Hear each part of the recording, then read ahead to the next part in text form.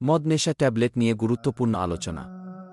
প্রিয় ভাই ও বোনেরা, আজ আমরা কথা বলবো এমন এক বিষয়ে যা দেখতে মজার, শুনতে রঙিন, কিন্তু আসলে আমাদের ঈমান ধ্বংস করে দিচ্ছে নিঃশব্দে। মজার গান বাজনা, নেশার ট্যাবলেট আর হারাম বিনোদন। এই ফিতনার রোদের ভেতর নিশির অন্ধকারে হারিয়ে যাচ্ছে আমাদের যুবসমাজ। মজার গান আর হারাম বিনোদনের ধ্বংস। আল্লাহ বলেন কুরআনে, লোকদের মধ্যে কেউ কেউ আছে যারা অপ্রয়োজনীয় গল্পগুজব কিনে আনে মানুষকে আল্লাহর পথ থেকে গোমরাহ করার জন্য। ইবনে আব্বাস রাদিয়াল্লাহু আনহু, ইমাম ইবনে কাসির রহমাতুল্লাহ আলাইহি বলেন, এখানে আজকাল গান বাজনা মানে আজকের দিনে এই গান, টিকটক, রিলস সবই এই আয়াতের নিচে পড়ে। হাদিসে এসেছে, গানবাজনা হচ্ছে জাদুর মতো যা মানুষের হৃদয় থেকে হায়া ও ঈমান ছিনিয়ে নেয়। মিশকাত শরীফ। পাও ট্যাবলেট আর নেশা এমানের কবর খুঁড়ে দিচ্ছে যুবকরা। আজকাল রাস্তায় দেখা যায় যুবকের মুখে ফেনা, চোখ লাল আর শরীর কাঁপছে, কারণ সে কি ইয়াবা, এক্সটাসি কি জারু, এমনকি হুইটেনার পর্যন্ত খাচ্ছে। আল্লাহ বলেন, শয়তান তো চায় মদ ও জুয়ার মাধ্যমে মানুষের মাঝে শত্রুতা ও বিদ্বেষ সৃষ্টি করতে এবং তোমাদের আল্লাহর স্মরণ ও নামায় থেকে বিরত রাখতে। সূরা আল মাইদা। প্রিয় ভাই ও বোনেরা, আপনার সন্তান যদি আজ ট্যাবলেট খায়, গান বাজনার আসক্তিতে পড়ে, তাহলে কাল সে বাবা মাকে খুন করতেও দ্বিধা করবে না। এই হচ্ছে শয়তানের ধাপে ধাপে ধ্বংসের পরিকল্পনা। বিনোদনের নামে ঈমানের ব্যবসা চলছে।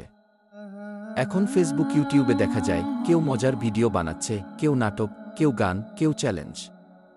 সবকিছুর শেষে মানুষ বলে, ভাই একটু তো বিনোদন দরকার।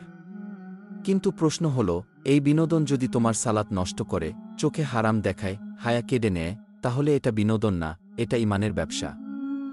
রাতের অন্ধকারে মদারুণ নিশি আর দিনের রোদের মধ্যে গান, ট্যাবলেটের আগুন।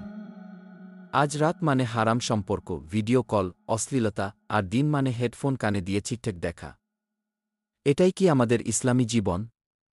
এটাই কি রাসূলের উম্মতের পরিচয়? উপায় কি? কিভাবে ফিরব? প্রথমত, নিয়মিত নামাজ কায়েম করুন। দ্বিতীয়ত, হারাম গান ও মিউজিক থেকে দূরে থাকুন। তৃতীয়ত, পরিবারে ইসলামিক পরিবেশ তৈরি করুন।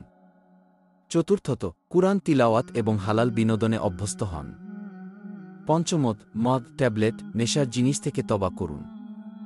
রাসূল সাল্লাল্লাহু আলাইহি ওয়াসাল্লাম বলেছেন, যে ব্যক্তি আল্লাহর ভয়ে একটি হারাম জিনিস ছেড়ে দেয়, আল্লাহ তাকে তার চেয়ে উত্তম কিছু দেন।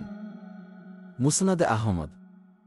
প্রিয় ভাই ও বোনেরা, আপনার জীবন একটি আমানত। মজার নামে যদি আপনি এই জীবন হারাম বিনোদনে নষ্ট করেন, কবরের অন্ধকারে শুধু আফসোসই থাকবে। তাই আসুন আজই গান, জারু, মদ, নেশা, ট্যাবলেট, অশ্লীলতা এইসব ফেলে দেই, আর হাতে তুলে নেই কুরআনের আলো, নামাজের শান্তি, ইসলামের পথ। এই ভিডিওটি যদি আপনার হৃদয় ছুঁয়ে থাকে, তাহলে লাইক দিন, শেয়ার করুন, আর কমেন্টে বলুন, আমি হারাম ছাড়তে চাই, আল্লাহ আপনি আমাকে তৌফিক দাও। আমিন। সত্য কথা ছড়িয়ে দাও, হেদায়েতের পথ দেখাও।